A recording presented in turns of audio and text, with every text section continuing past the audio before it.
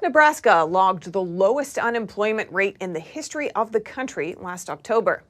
And today, NTD's Paul Graney had an exclusive interview with Nebraska Governor Pete Rickett's on the driving power behind the workforce.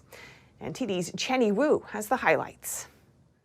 Last October, Nebraska's unemployment rate dropped to 1.9%, the lowest this country's ever seen. Nebraska Governor Pete Rickett's, an accomplished businessman, says this is because of the state's pro-business policies. We understand that we have to create the rules and regulations that allow businesses to succeed. Saying, for example, that Nebraska is a right-to-work state, meaning that workers aren't forced to join a labor union, which often require union dues and other membership fees. When I ran a business, when we were looking to expand outside of Nebraska, we specifically looked at states. If you were not a right-to-work state, we did not consider your state for an expansion. Ricketts says Nebraska has had a strong bounce back since the pandemic.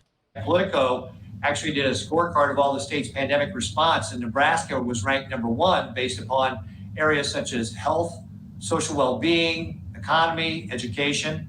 And in fact, right now, today, we have more people employed in manufacturing than we did pre-pandemic.